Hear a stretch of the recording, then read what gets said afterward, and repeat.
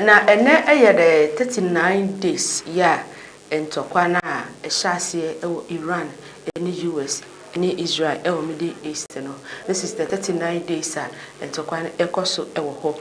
Say enra President Donald Trump ema Iran for ultimatum bi say Strait of Hormuz no omonhwe no monye ho bibi na anyesa the beba wo so no enye okasi su say a whole civilization can be wiped out. Say Iran for agree to ceasefire na omo oil entimi pass through reporter aba ene ekire say ceasefire no kamia ye say eba so ceasefire no yet say ceasefire eba so between Iran and the US no enye ne eba conditions na afane de ba no obia mpese wo be kofom ntino wo ha na sanji agu ntino ye hwese this time around the year sa conditions no mo de eba no ceasefire no ebe ye adwuma ankasa ntino according to reports no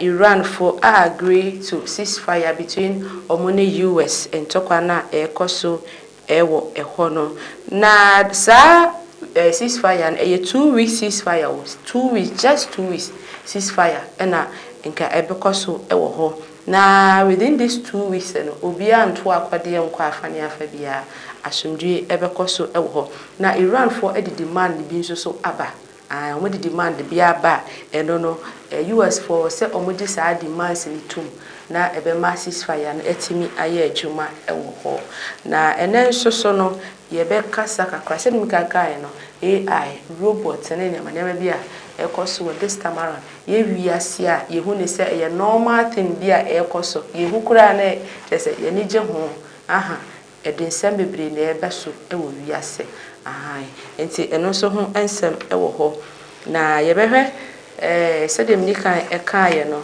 robot a edi hene asisi o mabe part of yempo enipa ye be di hu nkomo ekakra efe nso so ye behwe flooding bia esi wo North Russia na yahwe earthquake bi nso a esi ewo Philippines Philippines the earthquakes etimi esi wo pa entini nyina edi adanse se ewade yesu eba sanse mi aye kan nyina no obehu ewo mighty 24 hono eba no okun ene wo konsem ahini ye be sorry ahini so asase wo so a ye bete ekom ni nyina mumu yensa enti na yesi ye de objectophilia no nso etwato de amam enti mesraw mi entwa ye hombra ye ba ye beto aso.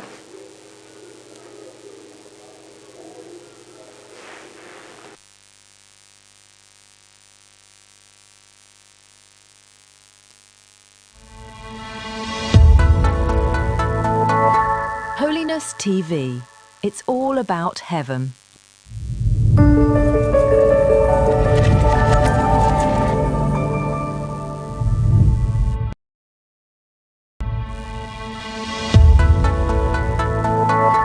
Holiness TV. It's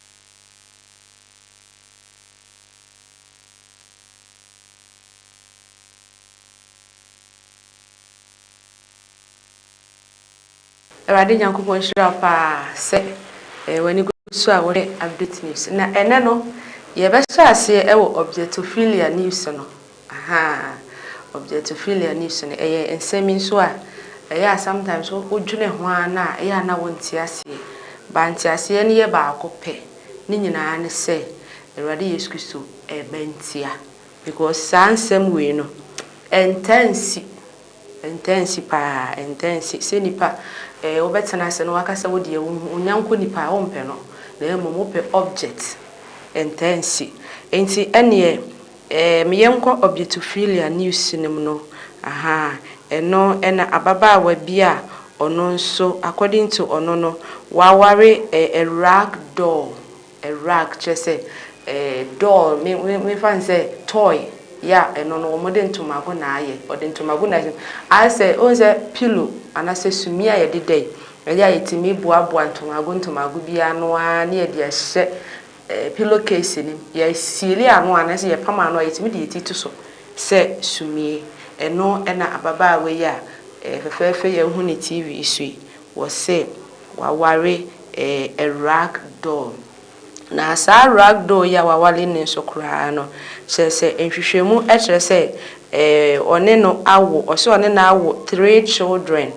na sa 3 children ya omo awo yin so sa 3 children yi so omo nya nipa o 3 children omo nya nipa omo so ye doll ni bisa omo so ye toys ni bisa enti Brazilian woman asemwe esi Brazilian woman and was celebrating the 3rd wedding anniversary with her husband. Enti the husband na wo ne saa no ono ankasa ne nsa no adwuma wakopento magodi ahyehyehye wapento magodi ahyehyehye mu na aye nipa gina ho aye nipa mpo we waye de be me hu de me fama mpo ojina ho a wo say de eno ena wo pese one ne nante enti rocha eye oba bia owo Brazil ya wo kire se woni ni kunu ya wo ye ragdoll yi atena I think the last year December honom no ena omudi omo 3rd wedding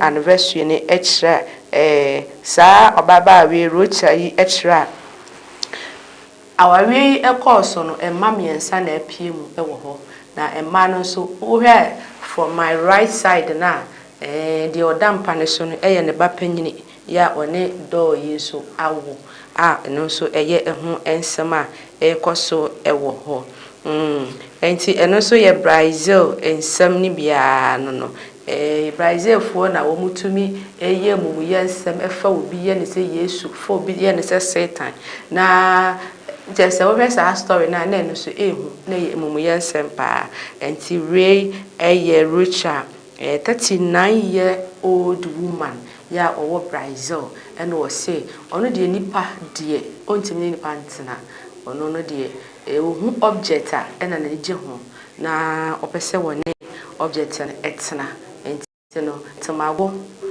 ana wakeka him ana watu aso no wapampam na yeni ejina wo se nipa wo se ni kuno no ya one ne tie a omo awo 3 no so ni nyina ya ntomago mba eno otumu se ne sidie nipa adwene no eduru no nipa adwene efri darkness beka se ne de wiase ne edu ne limits.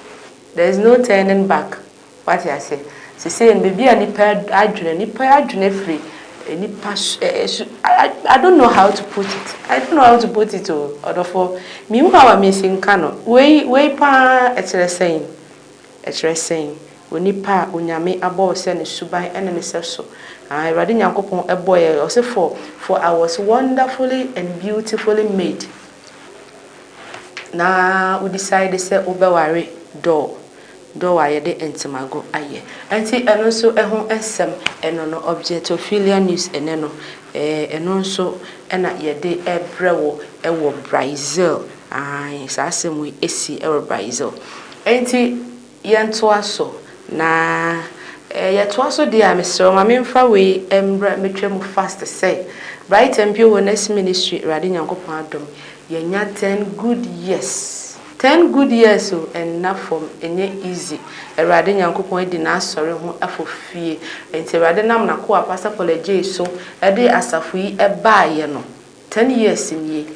Enti on the 13th to 19th of April next week no Kodia asase so the land of salvation. Sister Ruth Beka say ebeye gigi pani behwe ewo ha. Enti yeto yensafre obi sebra na meka ye ho na yemfa seda emfa maturity ampo because 10 years die Erade Nyankopon aboa ye.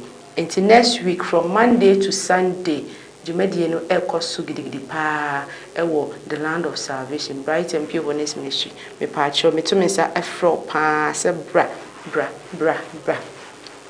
me ento so ewo US Iran and Israel emo na eno na see the Messi can US and Iran has agreed to 2-week ceasefire on Tuesday, barely an hour before Donald Trump deadly to operate Iran was set to expire. And Tuesday, said I think Rebecca, now President Donald Trump, HSM, Iran for anya careful now or more accept ceasefire now. In fact, a whole civilization will be wiped out. And one minim said boy Iran for who said Yebenyo say no, they've agreed to a 2-week ceasefire. Now agreement of that 2-week ceasefire and a conditions Iran for at the 10 good conditions. Point plan at the Abba and a ye bisa says pointy President Donald Trump obedia tum and as a saying and a ebesi ako na main kind point in it be enfa enshre according to Iran for so obedia ceasefire na tum pa dia di kind the lifting of all primary and secondary sanctions on Iran. And Iran forces say ceasefire no anase ombepene ma entokwa na ekoso wo Middle East ho no issue of weapons no to atwade then there has to be a lifting of all primary and secondary sanctions. US for the sanction bebrebe e dey ato Iran for so including more musica nyina. You see, US is very powerful. US, America, are very, very powerful. So sanction, we be able to Putin and then on crop for so as I say, and yes, to sanctions go almost so. Yeah, Iran for the war hosa. Until Iran fortunately say, so on bedi ceasefire na tumpa, as say no, asumdue abadia. This is our primary and then secondary sanction in US for President Donald Trump, US man penny. Okay, now we use our sanction free. Another point is that continue Iranian control over the Strait of Hormuz. Hey, I said we bed in power, into Iran for HRSA. Say ometimi so aside the ceasefire natum na into kwani to besan tradia. And yet, more Iran for they want to take full control of the Strait of Hormuz. This point, so point number 2, we a bad thing, because already US for HSA, Nkebeye Kranka on Iran or no crab, one person comoje, Sana President Donald Trump, a kaye, and as to say, Ombe agree to say Iran for ever taking the control of the Strait of Hormuz, I'm just thinking about it. And the other point is so and say US military withdrawal from the Middle East. Iran force on Beji ceasefire natum. That 2-week ceasefire natum. So another point I almost am making say and the US for akofo nala every Middle East ho enko at once. And no na ebema kwa momo so motumi age ceasefire no edi atumu. And then another point is that an end to attack on Iran and its allies.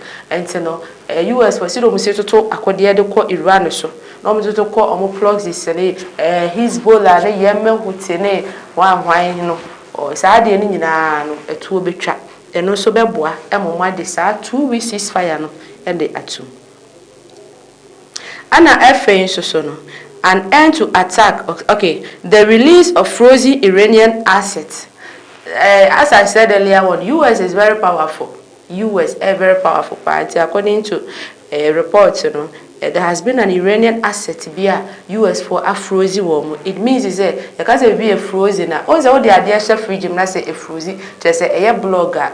Dear Bernard, this is a way to form a man and a so they have it, they have that asset. Almost and funny say Japadiano, but it has been frozen. Ember good as well. Say yes, car move to me first car in your shade. Say Iranian now want to me find your shade. And Iran for HS.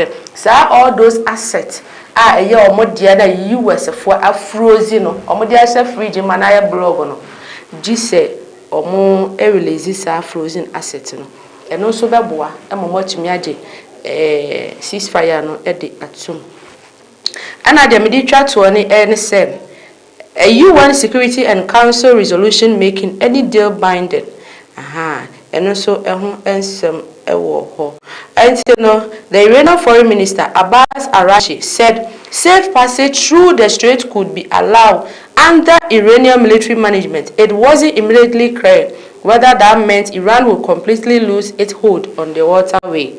A plan allows Iran and Oman to charge a fee of up to $2 million a ship on vessel transition through the strait, according to the report. Iran could then use the money it raises for construction. If peace talks fail, Tehran may again seek to close the strait. And also some NSA Iran for charge a fee of $2 million on a ship on vessel transition through a port and through Strait of Hormuz. And not just a Ghana for ship and a Ghana for near money and Nam Strait of Hormuz one ebana. Udru wa no ma $2 million. Says you can now no Iran for no much me reconstruct themselves because they say call Iran in fact a clone abo pa. So the question is that will the US agree to this 10 points? 10 points now Iran for a per se US for a are they going to agree to it? US man penny President Donald Trump in fact obeje atum and Iran demand that it retain control over the Strait of Hormuz. To them the kind say point in no e betimi esi but this particular point no e be den pa ye mompaye say e be ya asumdue enso e beba ewo eho na you uko Israel so any Lebanon me chere sa Hezbollah for na ewo Lebanon no omototo akode back and front papa ewo ho a enso enipa bebre ewu. According to Israeli offensive in Lebanon has killed at least 1,500 people and displaced 1.2 million others.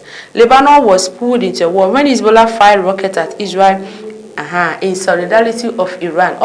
And the ka say ketere kodini moko na de makani ye ketere ekodini moko na aponchire ne eti hu emfifre enti wo hwa Lebanon fo ne de kuro ne de mo muti omo ba bi o na Hezbollah fo akoka abeka wo mo enti Hezbollah fo gina Lebanon to akode de ko Israel memu no na aze woni akora na aze woni panyini konfa keto abeje kese enti ekoba sa na Israel fo so to akode ne kogu wo mo so na enumu no over 1,500 civilians nipa and just like that.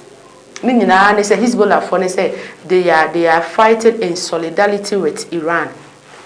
See the Iran for no more say omaya mobono omuso mu kumbi e de aboa Iran for eno na Lebanon so kuro no abo eso e wo ntutum say entokwa wo hui enya de papa and it is a sign yeah it's say Eradi Yesu Kristo eba omaya sorry oman so ahiniye ya sorry ahiniye so nyina is a prophecy that is happening. And also ehu ensem enono na mame fawo enko ensem fufuro mu sede kan ye no AI artificial intelligence AI say de kamia say baby abefa bia AI baby abefa bia AI baby abefa bia AI say kura no say nipa entime nyene sa nipa entime enwusu na adwene nyene sa na ye nkola ye omo ko school yi this one kan no wafa no this one ka uko hospitals kura doctors say gogo and nurses say gogo adwuma bia ye gogo nti ya adwene na nkasa no sabio say ye ntimi nwene yie sa ye nim se gogo wo ho AI no wo ho a che se ubisa na ode answer be ma woni nti no say nipa entimi enwene sa na ade we nso no eden se mebere ebeba ewiase ewiye ensem ena ye ka ho asem esa no erade nyankopon hia se wani guso a ya wo hwe Holiness TV enti me yenko. The creator of artificial intelligence warns us about AI and the danger ahead.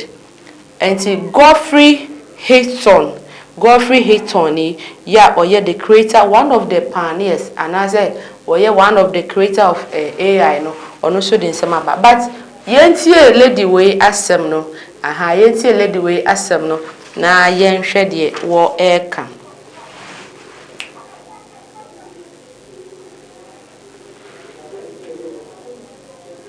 Enti yentie sister na asem no, yentie sister na asem no, na yen re nsem a ono so eka.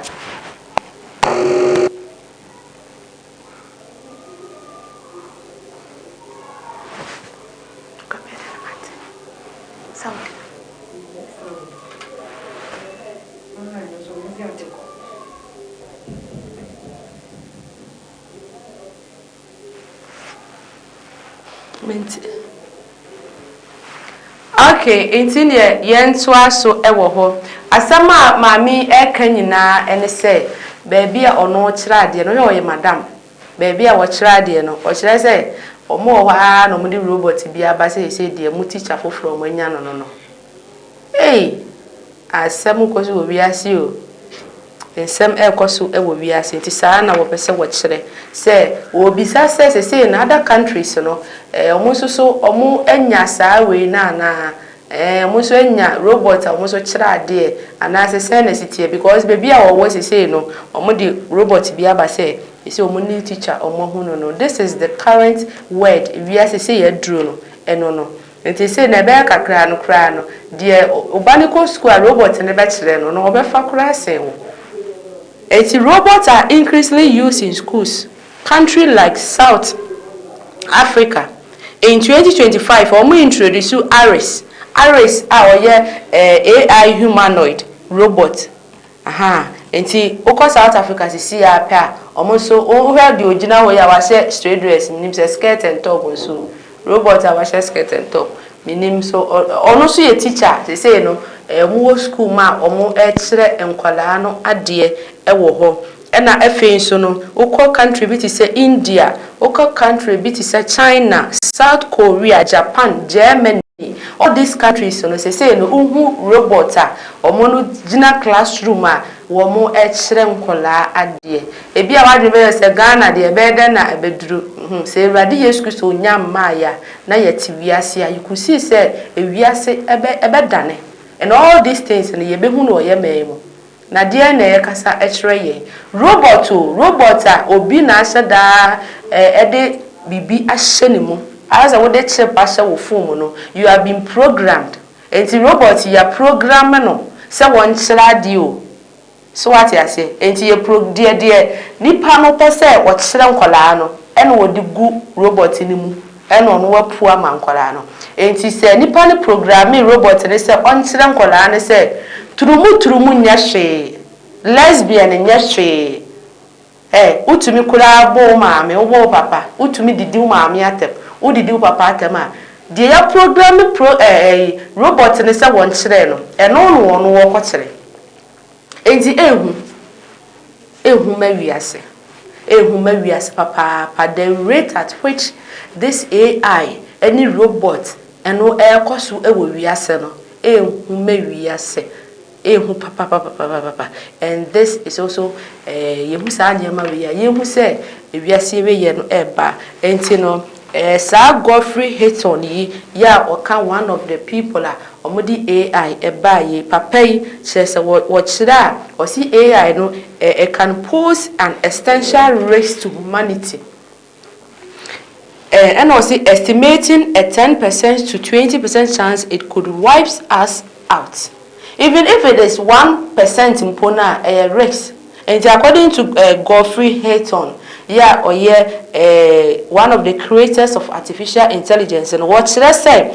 AI pose risk kɛseɛ paa ɛde ɛma enipa, and the chances say AI that could be nti ye bɛda sɔle no na AI awa pay us out no, the chances no ebetimi ayɛ 10 or 20%, ɛna make us say 1% mpo a yɛhwɛ yie. Enti papa ya wo hu sɛ wo ka say yeah, I think ne kasa no entimi mama want ya say wo kyerɛkyerɛm ɔno ne yɛ friend Godfrey Hayton a ɔyɛ one of the artificial intelligence omo a omo ye ede baaye no. Papa yi ede warning ɛna ede ama wiase say AI and the rate at which omo ɛyɛ nneɛma no ɛwɔ essential risk to humanity.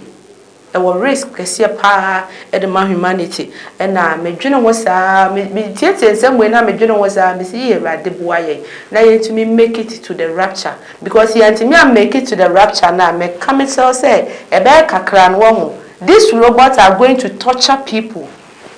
Robots ya hu ne saa no oni mercy o oni ehumobro, they are being programmed, and ɛbɛyɛ kakra no mo na ɛbɛfa they are going to take control of this world. Papa. He said this machine could become more intelligent than humans, and if they become autonomous, may decide humans are unnecessary and unemployment risks. Enti da kro sa robot yi betina wa hu say ye nipa kura ye so mpo ni mfaso ɛna efe nso so the unemployment ebeba. Elon Musk ebeka say say no say wo pese usua adwuma kora na nka ka me aye say ade a adwuma efa intellectual te say ebia wo pese ukoye IT programming ne sa ade ade na be kora say adwuma no kora na yenjai na yenkosua adwuma ye de yensa ye omo de ye ade ba ye no omo na e ka sa asem nti enne na ebia ye bu software engineers ne ade o say there will be a time software no AI na be programming wo kan man command na waye te say Google am kokko search me search ya no am information e be kakra no enye nipa na e be sa software programming no, you are all going to lose your job. AI will do everything. Wasan ka biem kire say even class surgeons no kra no, there will be a time so one say robot wo gina nipa ho a wo ye ne surgery. Nti Elon Musk say AI robot surgeons will outperform humans, and medical school is now pointless. There will be a time people are going to lose their job. Software engineers, IT personnel, and or surgeons they are doing robots no obeko theater no ogina nipa so a wo ye. Ewrade nyankopon hu wiase mobo. Asam na ye ka ne sa na very serious. Very serious, and yehu pomponso a wiase aduro. Yehu pomponso a wiase aduro. So this is what Elon Musk is going. Or see, going to medical school is pointless because AI will outperform surgeons. Enti IT kura de ukosua IT kura de ebe kakra no fa so ni so. Mo bi yenkosua plumbing work. Yenkosua carpentry work. Yenkosua niema bia omo na eka omo na eka sa AI for mo develop AI omo na eka yenkosua niema bia ye ha AI no anase robot no one, because they say no wo call other countries wo be call restaurant no na AI gina ho no wo serve aduane Erade nyankopon hu wiase mobo. Erade hu wiase mobo pa. And so this is currently the state at which wiase adru. Say and wiase adru. Nti mmyemfa ye ho nto wiase so na wiase epentem atwem. Wiase epentem atwem papa. Ma menyina we so na yentwa ye ho embra ye ba na kyese yatoa so ewo ho.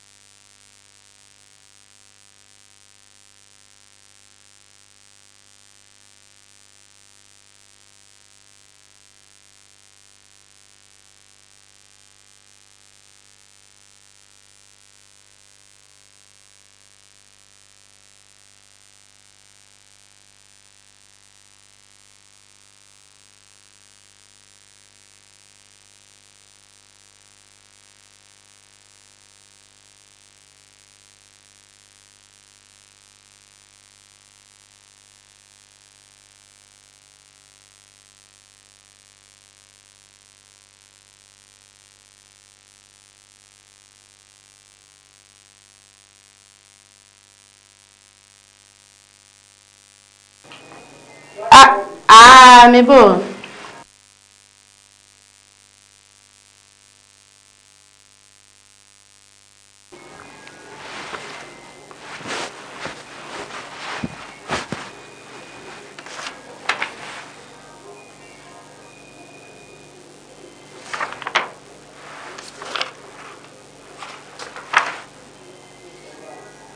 Yanko.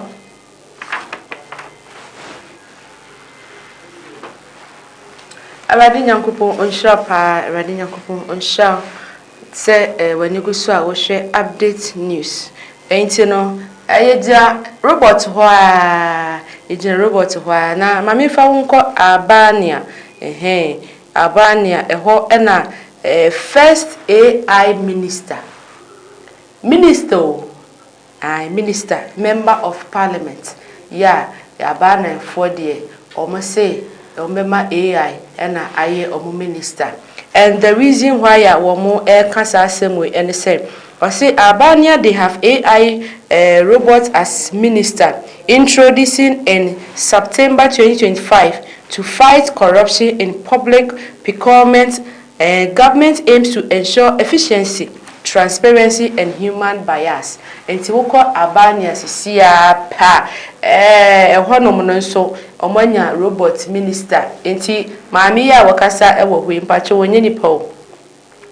Oye robot oye robot Albania fo no achusu no a ono nso oba be dijuma sonko ede ama Albania kuro no omo kire se omo pese omunya efficiency, transparency and no almost stop say almost stop human corruptions no any ade enti no and also ehun ensem enono enti Albania kro ni e was Southeast Europe European countries in Libya European countries in Libya no na omo so say die omaje robot atum say robot no emeye minister member of parliament enfa emma wo member of parliament ono or sected at public procurement enti no utumu se bebi awiase aduro no ayehu papa AI minister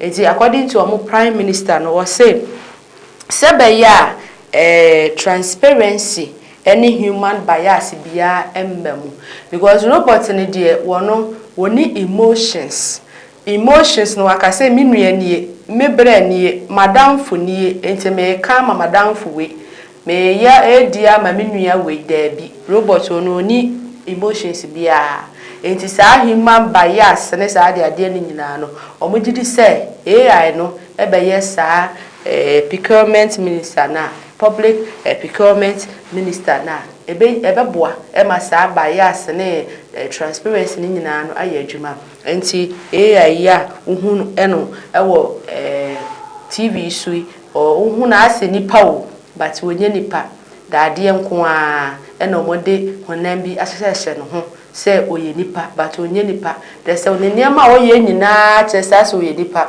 but wonye nipa oye robot. And then there me asma make you can just go on the internet and then go and search for your own self. Say Albania force say omonya robot AI robot ya ono so enipa hiem e parliament ho a ono so te ho se nipa enso wonye nipa ya ono so etie de ekoso na omede dwuma de esonko ase ne nsa enti de ban na kire se ebe kakra na omedi adwuma mfiri yensem ede ban na kire se de Godfrey ya wo ye AI omo de baye ni bi no wo ka se ebe kakra kra no AI for they can decide say a human beings are unnecessary no ebe de na sa de nyina embemu enti the rate at which sa AI no bibi be wiase pa enti eno so ehun nsem eno no a free Albania ho so eba eno no AI minister robot minister first ever robot minister enti wiase no tum se niama esesa niama dane na nsenya na country bi so echusu gay obema wa no oba omo choose ne as omo prime minister entansi so enti baby a wiase aduro no ehye se wiase eprenpren ekona wie ye papa Ewurade Yesu Kristo ba o se yehwe na ye nkwagye ho adwuma ententem pa ene ma memsa wonyina mefa wonsa nyina robot ho aha na mefa won enko China eno na Chinese man bi nso ahwema hu se na busuafo ma pressure ena ye na wale ndi ne saade a ono so robot a wale robot no ya woni robot no etse and the Chinese man married a robot he built himself because he struggled to find a human partner enti ono so no say wonya yere wohwehwe ma wonya enti was a Chinese man married a robot he built himself and Zheng Zhenjia 31 decided to commit after failing to find a human spouse and constant nagging from family. Into constant nagging from family, why a roboti I frodondo pon ya waneno etse. Enti there are certain things wrong. Se wutie wo wasum na wudi wani hu a. Dear pa na wiase we no ekwe. What is happening? Dear pa na wiase sisi wo wiase. Me de bia no manu ye minya. When I ask myself all those questions no, anu ye ba kwa minya ne se ye wewe yebre because kanena na ka ani ho computer ani ho no saa nyema we ni wunhu se pa se wote blonu bi so ne ya be che wo se woni edwan eda aponchen eda musio kase pa na dwuma ye de bedi wo no ene de ye normal oba ne wo bada berema ne berema da emuyensem ekoso we se maware toy we se maware rice cooker we se maware bus we se maware robot we se chest de nipa eye wo ho wiase no ano den de nipa eye wo wiase no odi o enti sa China papai ena ono so wawale robot a chese officially no waye no wedding ankasa one no ekotena ne fie se ne yere na wenya Ewurade Yesu Kristo de eba enkasa asemu nka bete enka wonte eden se sa asemu nso wo be ete yo na mame emfa enko earthquakes bi so I think say esi ewo Philippines earthquakes ya asase asase wo so so a esi ewo Philippines magnitude of 5.4 and Ewurade Yesu Kristo kai o say asase yebehu asase wo so ebesi mia nyina no ebi mmewo anase ebi mma Ghana ha ana ebi mmewo pono achi mmewo nti ebi ade bia wo fi se amewo nti ne Ewurade asema wo kan nya no kore da menye saa na tie asase wo so esisi mia pa enti saa asase wo su esi ewo Philippines for experience magnitude of 5.4 earthquake near Bongo City esi Bongo City ya eno so ama asase no awoso ankasa across the Cebu and then the nearby province with minor damages but no major collapses enti eno so ehun ensem eno no enti Philippines so asase wo so a chese esi wo hwasum se enipa tonto omo shopper omo di wo omo dwa na asase pofiri ma so nti wotum se Ewurade Nyankopon hu ye mobo pa. The event reminds everyone in the Philippines to stay prepared for earthquakes and other natural disaster. And after show continue keeping authorities and community alert. And it's the same way and so AC say Ewurade Yesu Kristo emaye no edru so osise mu saa na ema we nyina na ye mo aboa ye ho pa say enche bia the bus can come enche bia bus ne beba besi wo na bus ne besi wo a na wonye prepared a eche se bus ne betu agyaw flight no ebeba flight no ebesi ho na wunwa ne bia afi na wukọ akodwale afi na wabehya atade bi ko watade a wo behya kura na atade na chew so watade e chew flight ne besi wo no watade e chew wontumi ahya atade ambacho flight no ebekọ agyaw enti Ewurade mo aye na mayentimi emo aboye ho pa na mame emfa die twato emfa mre na ene no yemfa wo ensi ha na da foforo na ya to aso eno na se wo kọ Russia not Russia eno so ensuo kase bi pa ato ewo ho a eno so de emergencies pa de abahono. There has been a very big flood ewo North Russia. More than 5,000 people were evacuated in Russia and Caucasus region. And it is also so Caucasus region Russia. According to Russia Ministry of Emergencies, this heavy rains flooding more than 2,000 residential buildings and private houses are affected. Until more than 2,000 residential buildings and are affected. I was in Syria, Russia, in Syria, Russia, and see all this flooding, earthquakes, and also actually say, Radi Yeskuso and mine, a dress into any part enum, and if I share warm and qua a walk. Where dear, a Radina Hopon said one fence you and fire and say, as I see beam said they were yet.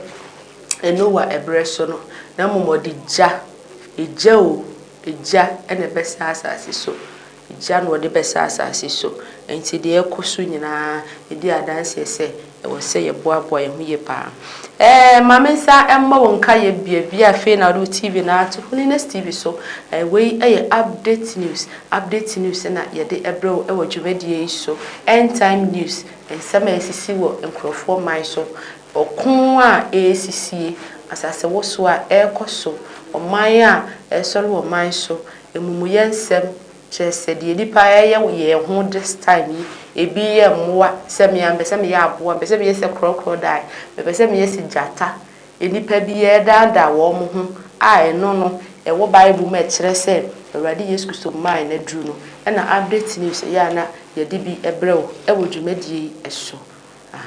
It's a body Yankopon share, so we do TV at Toha. Na Messiah aka will so on the 13th to 19th. Yeah, next week away your name ya. Jumedie ka see bi pa baso e Bright and Pure Holiness Ministry asafo. Ya e wo kwade adrebe hi. Ni nyina ne se Awurade Yankopon ado asafo Bright and Pure Holiness Ministry enya 10 good years, 10 merciful years. Rade ene na sori edidie ne senti mpacho yeto yensa e de fro se bra kwade asase eso bra na from next week ikwane die be butu bra debe ene ye mebom na yemfa seda emfa merade e wodi a wode na sori abedru erade nhira se ene so woje ebere na wo hwe dwumadie enti eda ochina enso san hia same time abra ye brother Joe and Saricha wone ejapo so e de the other segment so e de ebebro enti me fa won si ha Awurade Nyankopon ya adoma na wo sen share da foforo yakra